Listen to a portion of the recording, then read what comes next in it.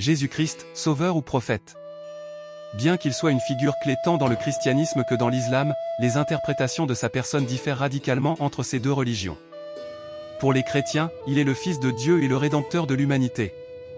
En revanche, pour les musulmans, connu sous le nom d'Issa, il est l'un des plus grands prophètes, mais il n'est pas considéré comme divin. Quelles sont les conséquences de ces divergences? Aujourd'hui, nous allons examiner 10 différences étonnantes entre le Jésus des chrétiens et celui des musulmans.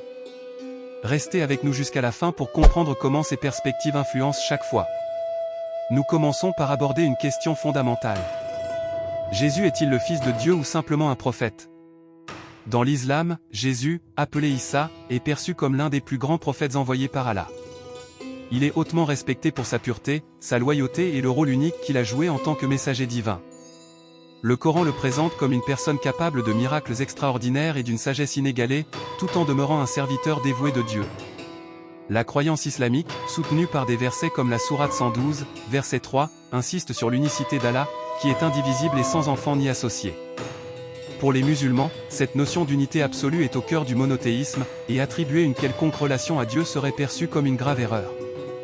En revanche, dans le christianisme, Jésus est perçu comme bien plus qu'un simple prophète. Jésus est considéré comme le Fils de Dieu, incarnant Dieu lui-même sous une forme humaine. Cette conviction repose sur la doctrine de la Trinité, qui présente Jésus comme la deuxième personne d'un mystère divin unissant le Père, le Fils et le Saint-Esprit. Il est perçu comme partageant la même essence divine que le Père, venu sur terre pour offrir rédemption et réconciliation à l'humanité. Les évangiles illustrent cette relation unique en affirmant que, par amour pour le monde, Dieu a envoyé son Fils unique pour donner la vie éternelle à ceux qui croient en lui, comme le souligne Jean 3h16. Pour les chrétiens, cette vérité constitue le fondement de leur foi et le début d'une relation personnelle avec le Créateur. Jésus a non seulement révélé la nature divine au monde, mais il a aussi montré, à travers sa vie et ses actions, la puissance transformante de l'amour de Dieu. Abordons maintenant la deuxième différence, qui soulève une autre question cruciale: Jésus-Christ est-il également Dieu? Dans l'islam, Jésus est vu comme un prophète exceptionnel et un homme pleinement humain, choisi par Allah pour transmettre son message. Il est décrit comme un messager d'Allah, un signe de sa parole et un souffle de son esprit envoyé à Marie. Cette perspective est confirmée dans la sourate 4, verset 171, qui exhorte les croyants à respecter les limites de leur foi et à reconnaître Jésus dans son humanité et sa mission prophétique. Pour les musulmans, attribuer une nature divine à Jésus va à l'encontre de leur croyance en un monothéisme strict. La doctrine islamique rejette clairement la Trinité, affirmant qu'Allah est un, indivisible, sans partenaire ni enfant. Dans le christianisme, la réponse à la question de savoir si Jésus est Dieu est un affirmatif retentissant. Il est perçu comme Dieu incarné, la deuxième personne de la Trinité, venue sur terre pour révéler l'amour et la justice divin dans toute leur plénitude. Les chrétiens voient en Jésus non seulement l'image du Dieu invisible, mais aussi Dieu lui-même vivant parmi les hommes, offrant salut et rédemption. Au commencement de l'évangile de Jean, Jésus est présenté comme le Verbe, qui était avec Dieu et qui était Dieu, une déclaration qui renforce sa divinité. La conviction que Jésus est Dieu ne se limite pas à une simple notion théologique, mais constitue le socle d'une foi vivante qui transforme les existences. Pour les chrétiens, la divinité du Christ est ce qui permet la réconciliation entre Dieu et l'humanité, et sa vie témoigne de la grâce divine manifestée dans le monde. Nous passons maintenant à la troisième différence, qui concerne la fréquence des mentions de Jésus dans les Écritures. Dans le Coran, Jésus est désigné sous le nom d'Issa et est cité environ 25 fois. Il est souvent accompagné de titres qui mettent en avant son caractère exceptionnel, tels que Fils de Marie et Parole de Dieu. Ces titres illustrent le respect et la vénération que l'islam accorde à Jésus en tant que prophète éminent et symbole de la puissance d'Allah. Cependant, les textes islamiques nient clairement sa divinité et sa crucifixion, en soulignant son rôle de serviteur et de messager de Dieu. En revanche, dans la Bible, Jésus occupe une place centrale et est mentionné des centaines de fois, avec environ 900 occurrences dans la version d'Almeida. Au-delà de simples chiffres, le contenu de ces mentions met en lumière des éléments essentiels de la foi chrétienne, tels que la divinité de Jésus, sa crucifixion et sa résurrection. Pour les chrétiens, ces références ne sont pas seulement des faits historiques, mais des éléments spirituellement transformateurs qui révèlent pleinement qui est Jésus, le Fils de Dieu, venu apporter le salut au monde. Cette distinction dans le contenu et l'orientation des Écritures illustre les rôles profondément différents que Jésus occupe dans le christianisme et l'islam. Alors que le Coran le décrit comme un prophète de grande importance, les évangiles le présentent comme le cœur de la foi, l'incarnation de l'amour divin et le sauveur de l'humanité. Passons maintenant à la quatrième différence, qui aborde un sujet d'une grande signification pour les deux traditions. Dans l'islam, la perspective sur cet événement est très différente. Selon la sourate 4, versets 157 et 158 du Coran, ceux qui affirment avoir tué Jésus se trompent. Les écritures islamiques expliquent que Dieu a sauvé Jésus de ce destin en l'élevant directement au ciel, tandis que ses ennemis croyaient seulement qu'il avait été crucifié. Pour les musulmans, ce récit préserve l'honneur de Jésus en tant que prophète juste et réaffirme le pouvoir suprême d'Allah, qui agit souverainement dans sa création. Pour les chrétiens, la crucifixion est le point central de leur foi. Les évangiles contiennent des récits détaillés de la mort de Jésus sur la croix et de sa résurrection le troisième jour. Cet événement est considéré comme essentiel au plan du salut. Le sacrifice de Jésus est perçu comme l'expression suprême de l'amour de Dieu, une offrande parfaite qui expie les péchés de l'humanité et pave la voie à la réconciliation avec le Père. Cette distinction n'est pas seulement théologique, mais elle modifie profondément la manière dont chaque tradition envisage le rôle de Jésus dans l'histoire du salut. Pour les chrétiens, la question est existentielle. Sans la croix, il n'y a pas de rédemption. Dans l'islam, l'absence de crucifixion met en avant un Dieu qui agit directement pour protéger ses messagers et démontrer sa grandeur. Mais comment saisir l'impact de cette divergence sur les croyances fondamentales de chaque religion? C'est ce que nous allons continuer à explorer après nos publicités. Suite à l'impact de la crucifixion, la cinquième différence émerge naturellement, la résurrection de Jésus, un point crucial qui distingue le christianisme de l'islam. Dans l'islam, puisque Jésus n'est jamais mort, l'idée de résurrection n'est pas intégrée à son récit. La croyance islamique selon laquelle Allah l'a élevé directement au ciel préserve son honneur et évite des souffrances qui seraient incompatibles avec la dignité d'un prophète. En revanche, dans le christianisme, la résurrection de Jésus est le sommet de la foi. C'est à travers cet événement que les chrétiens trouvent la plus grande preuve de sa divinité et la certitude de leur victoire sur le péché et la mort. La Bible enseigne que sans la résurrection, la foi chrétienne serait vaine, comme le souligne la première lettre aux Corinthiens. Pour les chrétiens, la résurrection n'est pas simplement un fait historique, mais le fondement de tout espoir de salut, car elle assure la réconciliation avec Dieu et la promesse de la vie éternelle. Cette distinction modifie profondément la façon dont chaque religion perçoit la mission et le but de Jésus. Dans le christianisme, sa vie atteint son apogée avec la résurrection, un acte qui transforme l'histoire et offre un nouvel espoir à l'humanité. Dans l'islam, sa mission se conclut de manière honorable, préservant son statut de prophète, mais sans la centralité que la résurrection revêt pour les chrétiens. Si ces réflexions vous aident à mieux appréhender les différences et la richesse des traditions chrétiennes, n'hésitez pas à vous abonner à la chaîne pour découvrir davantage de contenus similaires. Passons maintenant à la sixième différence. En poursuivant notre exploration des différences marquantes entre le christianisme et l'islam, nous abordons la sixième question. La promesse d'aide, qui révèle des visions profondément divergentes de l'avenir après la mission de Jésus. Dans l'islam, de nombreux musulmans interprètent la promesse de Jésus d'envoyer un assistant comme une référence à Mahomet, considéré comme le dernier et le plus grand prophète d'Allah. Pour eux, Mahomet est le sceau de la prophétie, apportant le message final de Dieu à l'humanité. Cette interprétation renforce la vision islamique selon laquelle le cycle des révélations divines a culminé avec Mahomet, complétant l'œuvre entamée par Jésus et d'autres prophètes. Cependant, cette lecture n'est pas soutenue par les textes chrétiens, qui offrent une compréhension très différente. Dans le christianisme, Jésus a promis d'envoyer le Saint-Esprit, désigné comme le consolateur ou l'aide, pour rester avec les croyants et les guider dans leur cheminement de foi. Cette promesse est fondamentale pour les chrétiens et s'est réalisée lors de la Pentecôte, lorsque le Saint-Esprit est descendu sur les disciples, comme le rapporte le livre des Actes. Le Saint-Esprit n'est pas seulement une force divine, mais la présence même de Dieu parmi les chrétiens, leur offrant sagesse, courage et direction pour vivre et proclamer l'Évangile. Cette distinction va au-delà de simples perspectives sur l'aide. Elle révèle comment chaque religion perçoit la continuité de la mission de Jésus. Pour les chrétiens, le Saint-Esprit est la garantie que Dieu demeure proche et actif dans leur vie. Pour les musulmans, Mahomet est le prophète qui réalise le plan divin, apportant le message final d'Allah à l'humanité. Passons maintenant à la septième différence.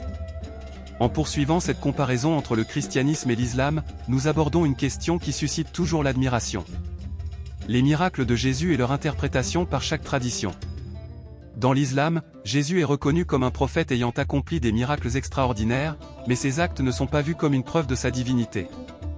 Pour les musulmans, les miracles de Jésus témoignent de la puissance absolue d'Allah, qu'il a choisi comme instrument pour révéler sa miséricorde et sa bonté à l'humanité. Des guérisons d'aveugles, la purification des lépreux et la résurrection des morts sont des exemples souvent cités dans le Coran, mais toujours attribués à la volonté et à la puissance de Dieu, tandis que Jésus est perçu comme un canal et un messager spécial, mais entièrement humain. En revanche, dans le christianisme, les miracles de Jésus revêtent une signification bien plus profonde. Ils sont considérés comme une preuve manifeste de sa divinité et révèlent son autorité suprême sur la nature, la vie et la mort. Les évangiles sont riches en récits puissants, tels que celui où Jésus marche sur l'eau, multiplie les pains et les poissons pour nourrir des foules, et ressuscite Lazare d'entre les morts. Dans ces moments, Jésus ne se contente pas de montrer sa puissance, mais il affirme également être la résurrection et la vie, offrant un espoir éternel à ceux qui croient en lui. Ces perspectives contrastées nous aident à saisir le rôle unique que Jésus occupe dans chaque religion. Dans l'islam, il est un prophète qui reflète la grandeur de Dieu. Tandis que dans le christianisme, il est Dieu incarné, dont la compassion et la puissance transforment les vies et révèlent le cœur divin. Cette différence soulève une question encore plus profonde: comment le christianisme et l'islam perçoivent-ils la condition humaine et le chemin vers la réconciliation avec Dieu? Dans l'islam, la notion de péché originel n'est pas intégrée à la théologie. Chaque individu naît dans un état de pureté, appelé fitra, et est entièrement responsable de ses propres actions tout au long de sa vie. Lorsqu'une personne commet une faute, le chemin du pardon s'ouvre par un repentir sincère et une soumission à la volonté d'Allah, tout en reconnaissant sa miséricorde et l'autorité de Mahomet en tant que dernier prophète.